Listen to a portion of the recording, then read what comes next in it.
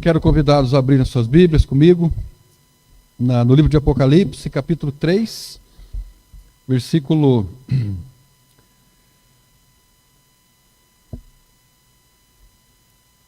7 ao 13. Nós vamos dar uma olhada hoje em mais uma igreja do livro de Apocalipse. Apocalipse, capítulo 3, versículo 7.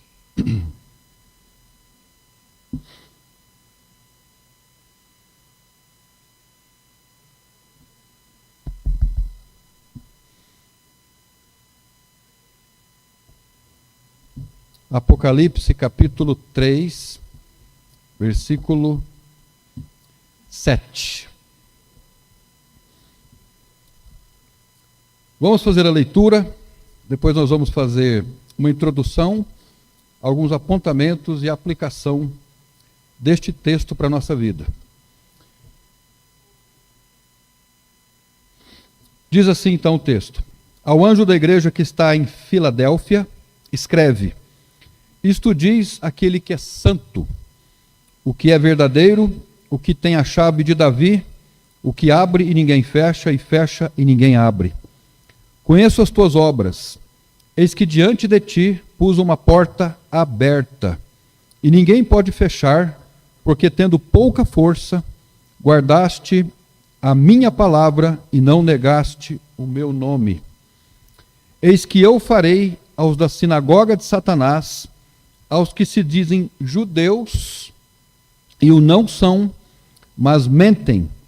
Eis que eu farei que venham e adorem prostrados a teus pés e saibam que eu te amo. Como guardaste a palavra da minha paciência, também eu te guardarei da hora da tentação que há de vir sobre todo o mundo, para tentar os que habitam na terra. Eis que venho sem demora. Guarda o que tens, para que ninguém tome a tua coroa. E quem vencer, eu farei coluna no templo do meu Deus, e dele nunca sairá, e escreverei sobre ele o nome de Deus, e o nome da cidade do meu Deus, e a nova Jerusalém que desce do céu, e do meu Deus, e também o meu novo nome. Quem tem ouvidos, ouça o que o Espírito diz às igrejas.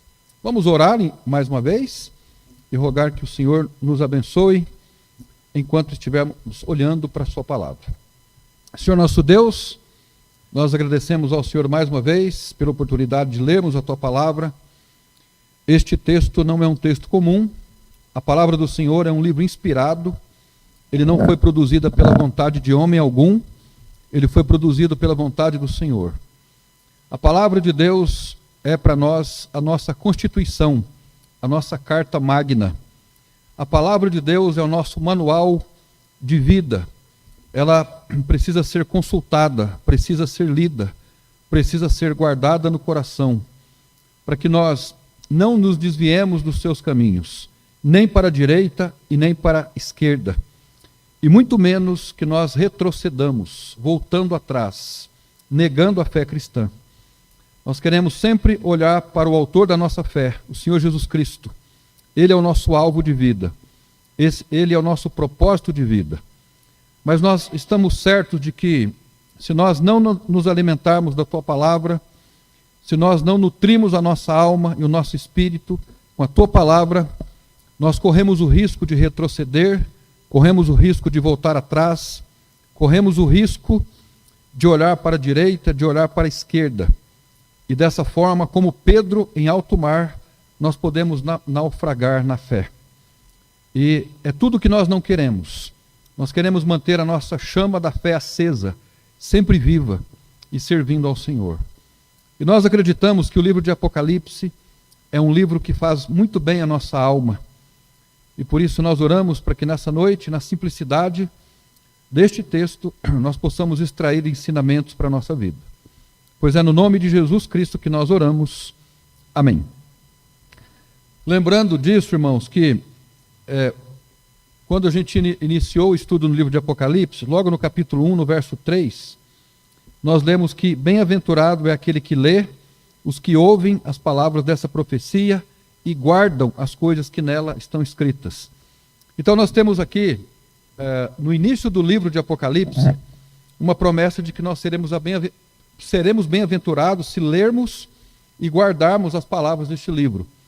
E a palavra bem-aventurado significa satisfeito, contente.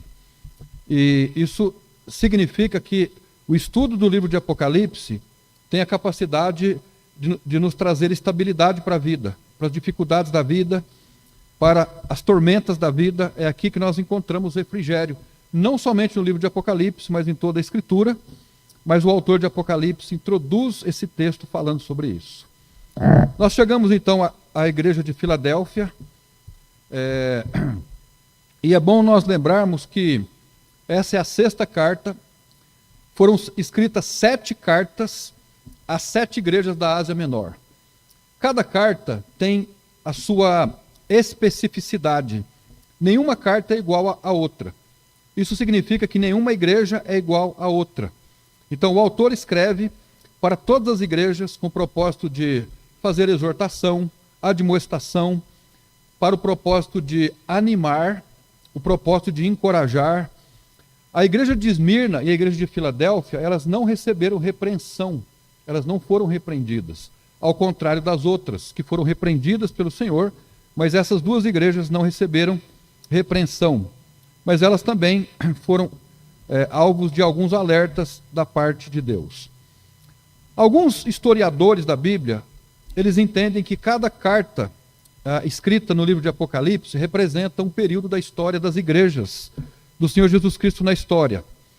Agora, por exemplo, alguns dizem que a igreja de Laodiceia é a última igreja do livro de Apocalipse e que, portanto, representa o período que antecede a volta do Senhor Jesus Cristo.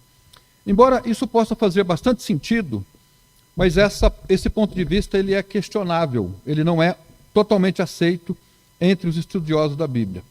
Por exemplo, se nós pensarmos assim, a igreja de Filadélfia, que é a igreja que antecede a última igreja de Apocalipse, ela representaria o período do final do século XVIII e o início do século XIX, que foi um período de grande empreendimento missionário. E por isso talvez a expressão porta aberta aqui refira-se à obra missionária no mundo. Agora, isso faz muito sentido para mim. Quando eu procuro a ler sobre as missões modernas, principalmente com William Carey, né? William Carey, eu vou dizer assim. Faz bastante sentido, porque foi o período em que as missões foram para a China, foram para vários outros lugares da África, inclusive para o Brasil, mas não é o que a Bíblia diz sobre isso. É uma visão que se tem, mas a Bíblia necessariamente não fala sobre isso. Então, é só uma questão introdutória, né, para nós pensarmos. Agora, falando um pouquinho sobre a cidade de Filadélfia. A cidade de Filadélfia. A cidade de Filadélfia era uma cidade bem pequena, mas era uma cidade com uma forte influência da cultura grega, assim como nós já falamos de outras cidades. Era uma cidade pequena, mas era uma cidade que era carregada de paganismo. O paganismo era muito grande. Era também uma cidade que possuía uma localidade muito interessante para o comércio. Basicamente, essa era uma característica das cidades antigas. As cidades possuíam um lugar estratégico para que fosse viabilizado fácil comércio. E a cidade de Filadélfia era uma cidade assim. Essa cidade de Filadélfia existe até os dias de hoje. Ela existe, mas com outro nome. O nome dela é Alezerhir. Não sei se essa é a pronúncia, mas ela está até hoje lá, Vivinha da Silva. Agora, um pouco sobre a igreja. Assim como a cidade de Filadélfia era uma cidade pequena, a igreja de Filadélfia era também uma igreja pequena.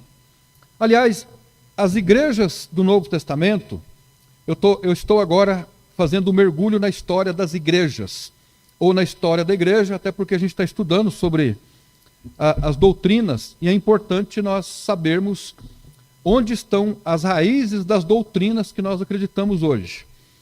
E eu já estudei sobre isso em outros momentos, mas quando nós olhamos para as igrejas do Novo Testamento, a igreja de Tessalônica, dos Filipenses, dos Efésios, inclusive essas igrejas de Apocalipse, nós imaginamos, por causa da cultura que nós temos hoje sobre igreja, que sejam igrejas grandes. Mas essas igrejas não eram grandes. As igrejas do Novo Testamento, elas tinham entre 20 e 30 pessoas. Então veja que não eram igrejas grandes. Aí se você pensa assim, mas a igreja em Jerusalém, a igreja que se converteram milhares de pessoas, mas lembra que lá em Jerusalém estavam pessoas de vários lugares, inclusive da Europa, pessoas que estavam ali na região chamada Crescente Fértil, né? Que vai ali do Iraque, da Síria, até dividindo com o Egito. Então era um território muito grande, onde os judeus estavam espalhados, e as pessoas que se converteram lá em Jerusalém, elas moravam ali, elas foram para outros lugares, e várias igrejas então surgiram em vários desses lugares. Então eu acredito que a igreja de Filadélfia era uma igreja que compunha mais ou menos 30 pessoas e não mais do que isso, né? Agora, a Bíblia não diz isso, né? A Bíblia faz inferências. Qual a inferência? A Bíblia não diz assim, na igreja de tal lugar existiam tantos membros. Mas nós sabemos que muitas igrejas no Novo Testamento, elas se reuniam na casa de pessoas. E as casas das pessoas naquela época, da maioria das pessoas, não comportavam tanta gente assim, né? E então eram igrejas pequenas, e a igreja de Filadélfia era uma igreja bem pequena. Mas era uma igreja que tinha um grande amor por Senhor Jesus Cristo. E aqui nós lemos que era uma igreja humilde, uma igreja que não negou a palavra, que não negou o nome do Senhor Jesus Cristo. Então nós vamos falar um pouco mais sobre ela. Ele começa com uma saudação ao anjo da igreja que está em Filadélfia, ou seja, ao líder da igreja, ao pastor da igreja, ao bispo da igreja que está em Filadélfia. Escreve: isto diz o que é santo, o verdadeiro, o que tem a chave de Davi, o que abre e ninguém fecha, e fecha e ninguém abre. Então agora ele faz uma alusão à autoridade da igreja, que a autoridade da igreja foi conferida pelo Senhor Jesus Cristo. O que o autor faz aqui é uma recitação de Mateus capítulo 16, no verso 18, quando diz: pois eu também te digo que tu és Pedro, e sobre esta pedra edificarei a minha igreja, e as portas do inferno não prevalecerão contra ela. E te darei as chaves do reino dos céus, e tudo que ligares na terra será ligado nos céus, e tudo que desligares na terra será desligado nos céus. Então, a igreja de Filadélfia, a exemplo das outras igrejas, era uma igreja que tinha a autoridade de Cristo. Ela tinha autoridade de Cristo para agir na terra conforme ela julgasse necessário, mas debaixo das Escrituras Sagradas. Então nós vamos fazer alguns apontamentos sobre a igreja de Filadélfia, e o primeiro apontamento que nós vamos fazer está no verso 8.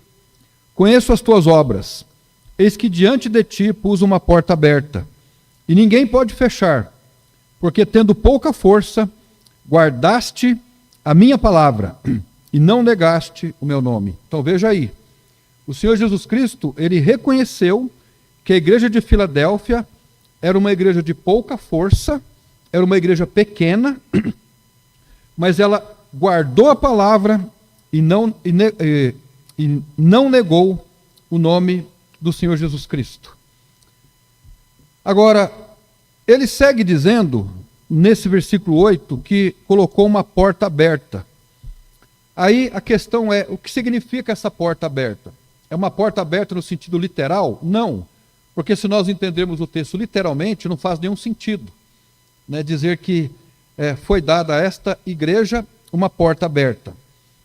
O autor, embora não descreva a natureza dessa porta aberta, ele não explique o que verdadeiramente é, mas os estudiosos entendem que esta porta aberta refere-se a uma oportunidade de serviço. A igreja estava diante de uma oportunidade de servir. Agora, apesar de esta ser a única igreja que recebeu esta descrição, no sentido de que a ela foi dada uma porta aberta, não se pode dizer, de maneira alguma, que as outras igrejas também não tivessem uma porta aberta de serviço. Elas tiveram também.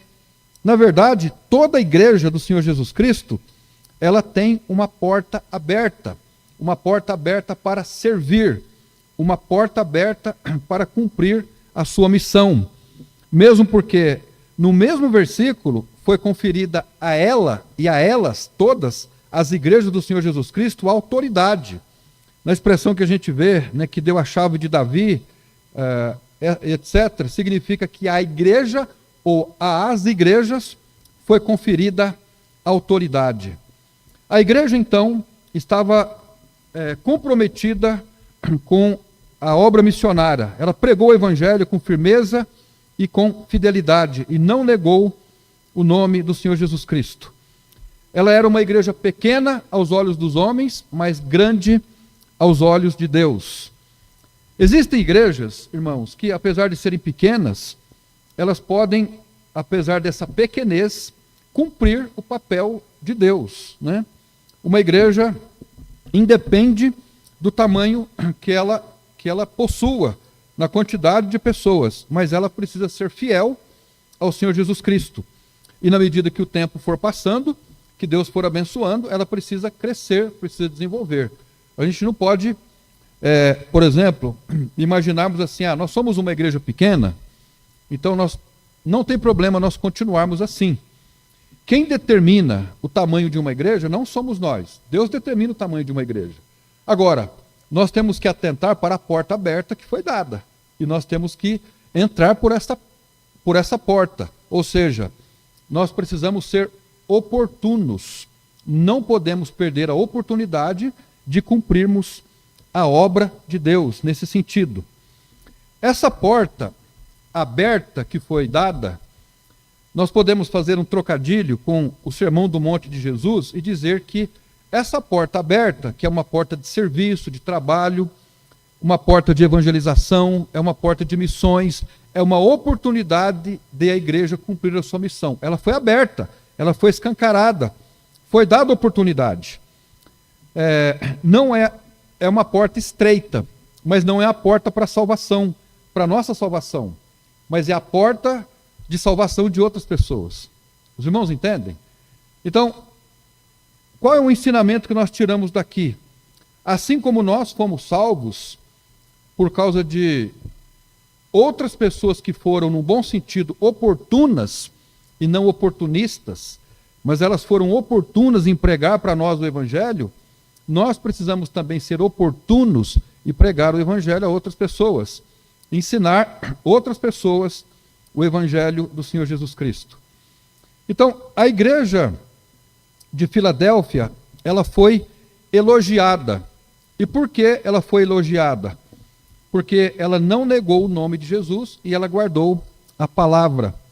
Então, irmãos, nós não podemos negar o nome de Jesus. Amém? Nós não podemos negar o nome de Jesus. Nós não podemos nos envergonhar do nome de Jesus. Nós também precisamos guardar a sua palavra. Não podemos nos esquecer de guardarmos a palavra de Deus. Um dos motivos pelos quais nós estamos estudando doutrinas no domingo de manhã é isso. Nós precisamos orar, né, porque o propósito da doutrina não é satisfazer a curiosidade, mas é para nos manter fiéis nos caminhos de Deus e sermos transformados pela doutrina. Mas é para nós não nos esquecermos, né? Nós estamos vivendo dias hoje que, eu não posso dizer que são dias difíceis, mas são dias contrários, muito contrários à fé cristã. A fé cristã tem sido fortemente atacada, de todos os lados, né? A gente vê pessoas atacando de fora para dentro a fé cristã, a gente vê pessoas atacando a fé de dentro dos arraiais evangélicos. Hoje eu estava conversando com uma pessoa sobre a dificuldade que se tem hoje com tradução da Bíblia, né? Por quê? Porque existem traduções da Bíblia que são muito problemáticas, muito problemáticas. Só que são leituras mais fluídas, né? Você pega, por exemplo, uma Bíblia NVI, uma linguagem de hoje, uma Bíblia de mais... a nova a linguagem transformadora, né? Agora tem uma outra aí que é a transformadora. E outras linguagens, outras traduções da Bíblia. Então, você vai fazer uma leitura destes textos, é muito mais fácil. A leitura flui, você entende, né? Agora, a tradução que nós temos, por exemplo, a Corrigida Fiel de João Ferreira de Almeida. João Ferreira de Almeida era um padre, né, católico que se converteu, e aí ele conhecia as línguas originais, e ele dedicou a vida dele em fazer a tradução do português, né, dos textos originais para o português, num texto que é bom, que é o texto recebido. Mas a linguagem da Corrigida Fiel, da Trinitariana, é uma linguagem, no sentido de entendermos, ela é truncada. Você às vezes precisa de um dicionário, né? Tem que ler várias vezes um versículo para poder entender. Agora, por que isso? Porque os tradutores dessa Bíblia, eles adotaram uma forma de traduzir que é chamada de formal verbal. Ou seja, traduz-se o texto mais ao pé da letra possível. Por quê? Porque se você traduz o texto mais ao pé da letra possível, você não perde o teor original do texto. Já um outro grupo, ele adota um outro sistema de tradução da Bíblia. Traduz a Bíblia usando-se do método de equivalência dinâmica. É o nome que se dá. O que é equivalência dinâmica? Você lê o texto original e pega uma palavra hoje que o povão fala e traduz a Bíblia de acordo com a linguagem do povo. A leitura fica mais fluida, fica mais fácil, mas você tira o teor da palavra original, que Deus deu àquele autor. Entende a questão? Então a gente fala assim, mas a questão de tradução é uma questão de preferência, não necessariamente. Agora, a linguagem de João Ferreira de Almeida, inclusive a própria Trinitariana, tem feito algumas correções, usando o método da equivalência dinâmica, mas é muito pouco, né? Então, aí a gente vai perdendo aquele sentido original da Bíblia, vai enfraquecendo o teor da palavra, e a maioria de nós pensa assim, mas não tem problema nenhum, porque a Bíblia é mais fácil de ler, essa que é a melhor. Pode ser a melhor na língua portuguesa, pode ser melhor para nós que temos às vezes não sentimos a necessidade de irmos no vocabulário ou no dicionário e procurarmos o que significa chocarrices, o que significa parvoices, por exemplo, né? A gente lê, como não entende, a gente fala assim, eu não entendi o texto, deixa para lá, né? Mas a gente devia procurar um dicionário.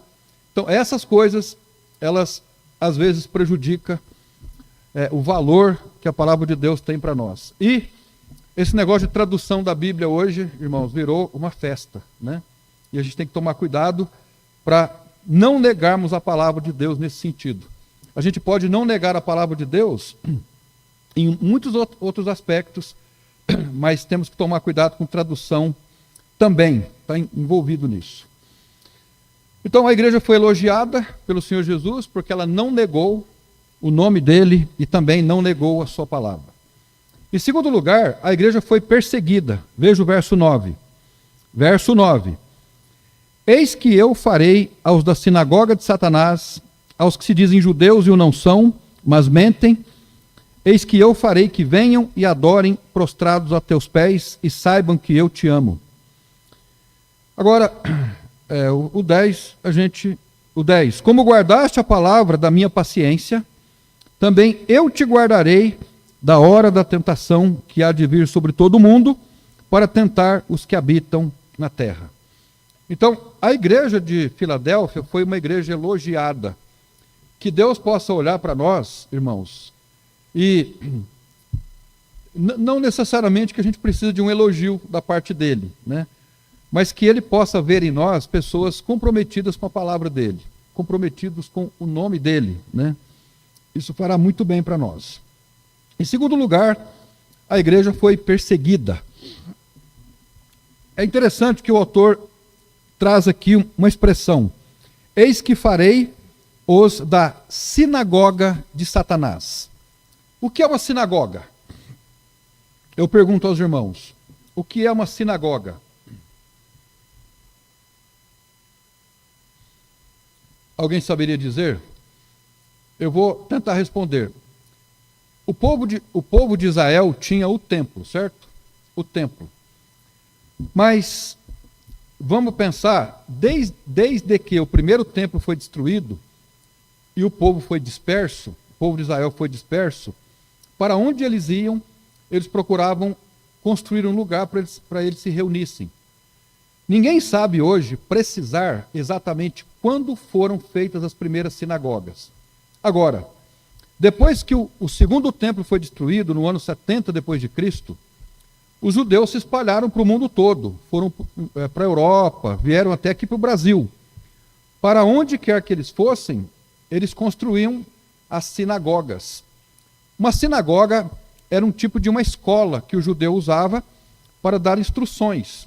Servia também como um tipo de sinédrio, onde eles julgavam as suas causas familiares, comunitárias e tudo mais. Então, uma sinagoga, vamos dizer assim, era uma igreja dos judeus, mas não uma igreja cristã. Era uma igreja onde os judeus se reuniam para praticar o judaísmo, ok? Agora aqui o autor diz sinagoga de Satanás. E o que ele quer dizer com isso? Quer dizer então que tem uma sinagoga de judeus que são filhos de Deus, que são o povo de Deus, e tem outra sinagoga que é uma sinagoga de Satanás? Não. O que ele está dizendo aqui é o seguinte, cadê o versículo aqui? Eis que farei aos da sinagoga de Satanás, aos que se dizem judeus e o não são. Então, veja você, quando surgiram os primeiros cristãos, quando os primeiros cristãos vieram depois de Cristo, quais foram os primeiros instigadores da fé cristã? Quem foram? Os judeus. Por quê? Porque os judeus pensavam assim, essa religião aí, ela não ensina o que os nossos ancestrais ensinavam, Moisés, Abraão. Eles tiraram, por exemplo, a circuncisão. Estão dizendo que para herdar o reino de Deus, a salvação, basta crer no Messias. A gente nem crê que esse Messias é o Messias que a gente estava esperando. Então, alguns começaram a agir contra a fé cristã. Vamos pensar, por exemplo, no pastor, o famoso, pastor Policarpo, da igreja de Éfeso, que foi morto queimado pelos judeus. Ele foi levado para uma fogueira para ser queimado, porque ele não quis negar o nome do Senhor Jesus Cristo. Então veja que na história das igrejas, uma hora eram os judeus nacionais perseguindo a igreja, outra hora eram os pagãos. Os pagãos eram aqueles que tinham vários deuses, que não admitiam os deuses dos cristãos, inclusive chamavam os cristãos de comedores de carne humana, porque os cristãos se reuniam clandestinamente para celebrar a ceia. Eles falavam, esse é o corpo de Cristo. Então eles acusavam os cristãos de comerem carne humana. E na verdade não era isso, mas era uma forma de perseguirem. Eles inventavam uma fake news, para poder perseguir os cristãos. Então tanto os judeus nacionais e religiosos ortodoxos como os pagãos foram os primeiros perseguidores da igreja. Agora, quando ele faz aqui uma alusão aos da sinagoga de Satanás, ele está dizendo que esses que são dessa sinagoga, era uma sinagoga verdadeira, mas ele atribuiu a eles uma sinagoga de Satanás, era para dar sentido ao fato de que esses judeus eles estavam se opondo ao verdadeiro evangelho. Seria o mesmo teor daquilo que Jesus fez quando se dirigiu aos fariseus e falou o que para eles? Jesus fez palavras elogiosas aos fariseus, ele os chamou de quê? Raça de víboras. Ou seja, vocês têm como pai ao diabo. Ou seja, disse que eles, os fariseus, que eram os religiosos da época, eles eram filhos de Satanás, filhos da serpente. Então, o que está acontecendo aqui, quando ele usa a expressão sinagoga de Satanás é o seguinte: o diabo estava se aproveitando da crença desses judeus e usando a crença errada deles para desanimar a igreja, para prejudicar a igreja. O que nós aprendemos aqui, irmãos, é que uma seita, uma heresia, uma verdade que seja contrária à verdade da Bíblia, em si ela já é nociva à igreja. Em si ela já é nociva. Porém, todavia, entretanto, contudo, Satanás se utiliza da heresia como instrumento de destruição de uma igreja. Era isso que estava acontecendo, né? Aqueles que se consideravam o povo de Deus, que eram os judeus, não eram convertidos, eles se tornaram um instrumento nas mãos do diabo para prejudicar a obra de Deus. Mas o povo de Deus resistiu isso, né? A igreja de Filadélfia, ela resistiu. Veja comigo agora o versículo 10. Como guardaste a palavra da paciência, também eu te guardarei da hora da tentação, que há de vir sobre todo mundo para tentar os que habitam na terra. Agora, vamos fazer aqui uma observação. Aqui nós lemos a palavra tentação. Eu faço uma pergunta: a palavra tentação é a mesma coisa que tribulação? Qual a diferença entre tentação e tribulação? Alguém saberia dizer? Uma tentação, ela pode se tornar uma tribulação, mas em si a palavra é diferente. A palavra tentação é diferente da palavra tribulação. De uma maneira objetiva e simples, como é que a gente define a palavra tentação? A tentação, ela é uma situação difícil com o propósito de tentar, de provar, para aprovar ou reprovar. Ok? É a mesma coisa que alguém vai fazer uma prova. A pessoa está sendo provada. Ela está sendo tentada para averiguar se ela será promovida, aprovada ou reprovada. A tribulação é mais geral, diz respeito às dificuldades da vida, e não necessariamente com o propósito de tentar, de provar. Os irmãos entenderam a diferença aqui? Qual a diferença entre provação e tentação? A tentação tem um propósito específico. É tentar com o propósito de aprovar ou reprovar. A tribulação é um sentido mais amplo. Nós passamos por tribulações, não passamos? Uma enfermidade, um conflito na família, seja o que for. São tribulações da vida. Agora, quem é que define qual é a diferença prática na nossa vida? É só Deus, a gente não sabe dizer. Quando a gente está sendo provado ou quando a gente está sendo tentado, né? Ou quando estamos atribulados. Agora, o que o texto está dizendo aqui é o seguinte: é uma consequência daquilo que a igreja foi.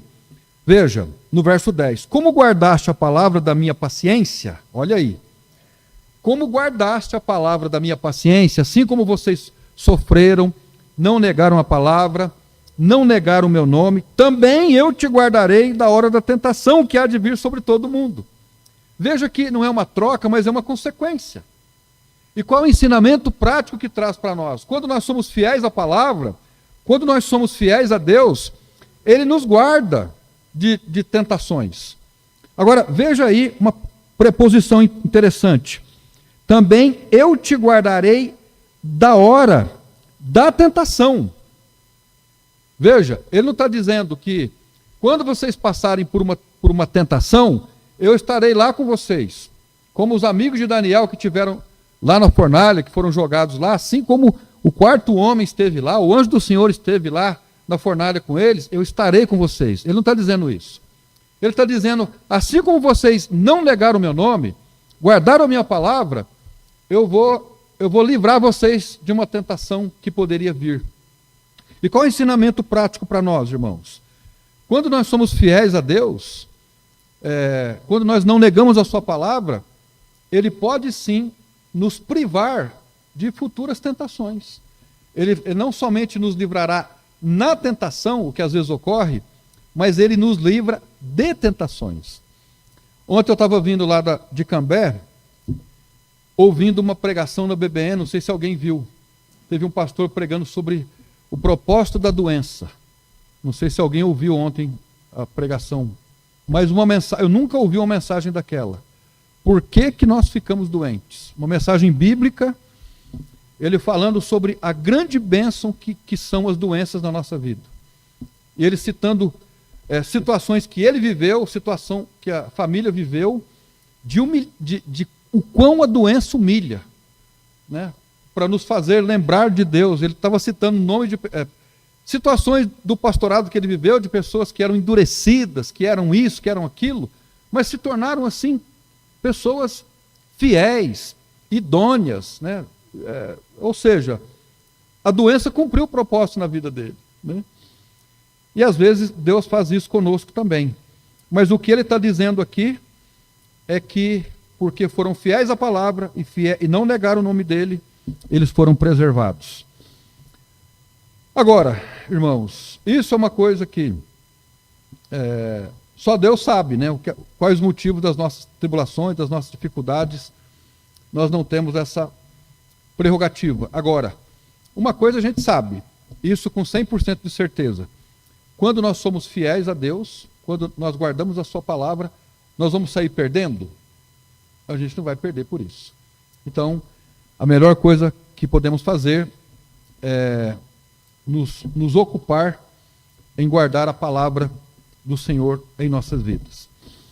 Existe também aqui uma interpretação que diz que, como guardaram a palavra, essas pessoas elas serão preservadas do período da grande tribulação, né? Embora isso possa ter algum sentido, mas como eu já falei, quando nós olhamos para as igrejas do ponto de vista histórico, nós temos que acreditar que nós viemos da Igreja Católica e nós não viemos da Igreja Católica, né?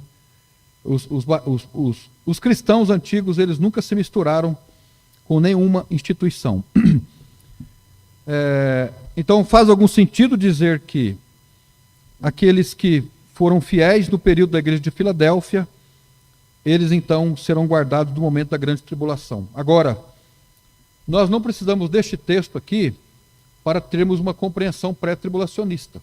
Então eu acredito que a igreja do Senhor Jesus Cristo, não passará pela grande tribulação. Mas o que eu estou dizendo e sugerindo é que nós não precisamos desse texto para fazer essa afirmação, embora ela faça algum sentido para nós também, ok? E outra coisa em relação a isso, eu acho que nós não temos que ter essa preocupação futura, mas muito mais uma ocupação presente, né? Às vezes a gente fica tão preocupado com o futuro, com a volta de Jesus, como é que vai ser, quando que não vai ser, e nos esquecemos da ocupação presente. Nós temos que nos ocupar hoje com as portas abertas que nos foram dadas para a pregação do Evangelho do Senhor Jesus Cristo. Então, nesse ínterim aqui, nós podemos fazer aplicação, irmãos, no sentido de nós procurarmos fazer tudo o que é oportuno fazermos para a glória de Deus. Por exemplo, procurar evangelizar, procurar discipular, servir, aprender, ensinar. E é na igreja, no ambiente de igreja, que nós vivemos isso, né? Então quero dar uma palavra de encorajamento aos irmãos, para nos mantermos firmes na palavra e nunca negarmos o nome do Senhor Jesus Cristo. Então, a igreja de Filadélfia foi uma igreja elogiada, mas ela foi também uma igreja perseguida. Ela foi elogiada, mas ela foi perseguida. Em terceiro lugar, a igreja de Filadélfia foi orientada. Ela foi orientada. Mas sobre isso a gente fala na semana que vem. O nosso tempo já deu. A menos que alguém tenha alguma pergunta ou alguma observação.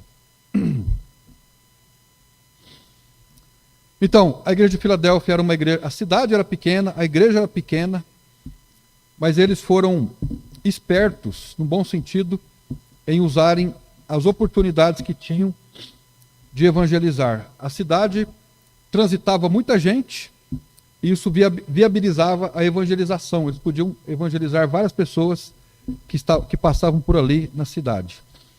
Eu acredito que Londrina é uma cidade que passa muita gente também. É uma cidade que tem muita gente.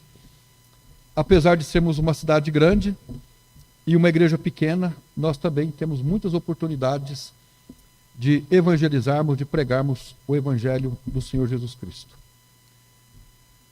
Eu estava ouvindo alguém comentar hoje sobre existe hoje existe um crescimento do interesse das pessoas em geral pela Bíblia, pela leitura da Bíblia, estudo da Bíblia. Então essa é uma oportunidade de nós lermos a Bíblia, aprendermos a Bíblia para ensinarmos as Escrituras a tantas pessoas que queiram ouvir dela. Amém? Estão com calor, irmãos? Tá quente, né? Tá, né, Guilherme? Muito quente, né? Ok.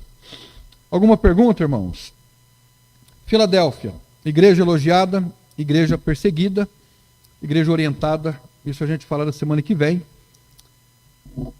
E a gente não vai parar porque tem bastante coisa para falar sobre essa igreja ainda. Vamos orar então, para nós encerrarmos o nosso tempo. E aí temos alguns pedidos de oração. Senhor nosso Deus e nosso Pai, mais uma vez nós somos gratos ao Senhor pela igreja de Filadélfia, uma igreja que não negou o nome do Senhor, que guardou a palavra e por isso recebeu um benefício. O Senhor a preservou de um momento de tentação. Certamente o Senhor não permitiu que ela passasse por um teste, por uma prova, porque ela já era fiel ao Senhor. Quando nós nos dedicamos ao Senhor, quando não negamos a Tua palavra, quando não negamos ao Senhor, não há dúvida de que nós somos eximidos de testes, de tentações, porque o Senhor já sabe que em muitas áreas da nossa vida nós temos sido provados e aprovados pelo Senhor. Mas nós reconhecemos o fato de que não há nada em nós que potencialize essa aprovação. Nós somos fiéis por causa do Senhor, da sua graça, da sua misericórdia, de tudo mais que o Senhor disponibiliza para nós. Agradecemos ao Senhor por sermos uma igreja, por fazermos parte de uma igreja que nós queremos que seja comparada à igreja de Filadélfia. Uma igreja que não negou a fé, não negou a palavra e não negou o nome do Senhor. Pois é no nome de Jesus Cristo que nós oramos. Amém. Irmãos, amém.